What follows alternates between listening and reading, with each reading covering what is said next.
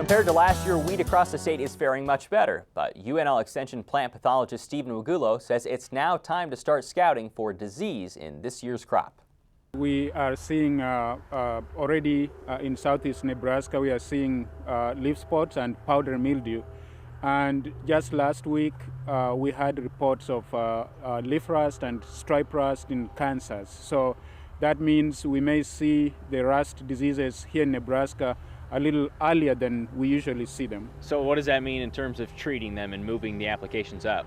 That means growers need to get out and scout their fields to make sure that they are not missing anything, because if they detect these diseases early enough, then they can make management decisions in a timely manner so that these diseases don't do a lot of damage to their fields. Is fusarium head blight been a problem this year?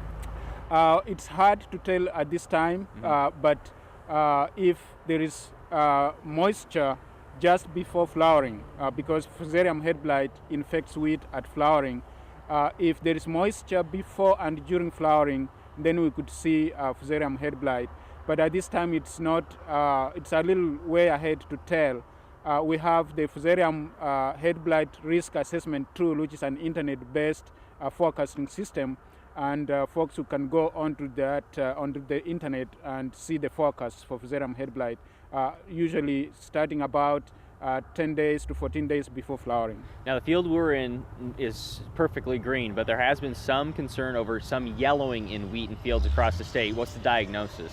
Well, we have been seeing yellow fields about this time of year, and that has been pretty normal, but especially in clay soils. In those kinds of situations, nitrogen tends to be tied up, and so the wheat crop just doesn't get enough of the nitrogen and the field looks yellow, and usually the wheat will grow out of that condition. But we also are seeing some virus diseases, especially soil-borne mosaic virus, wheat streak mosaic virus, and also there is a new virus known as triticum mosaic virus. We have seen those viruses, all those three viruses, in samples that were submitted to the clinic from southeast Nebraska. And what can be done in that situation then, Stephen? Once you have virus diseases in the field, there is nothing that can be done in the current growing season.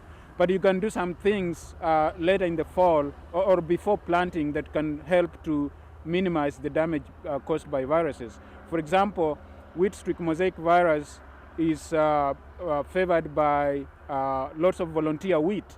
And so before planting in the fall, just make sure that you kill all the volunteer wheat in the field and around the field, and that will help to minimize the damage caused by wheat streak mosaic virus. Again, Wegulo says because of unseasonably warm temperatures in winter and spring, the wheat crop is about 2 weeks ahead of normal, so growers need to move up their scouting schedules accordingly.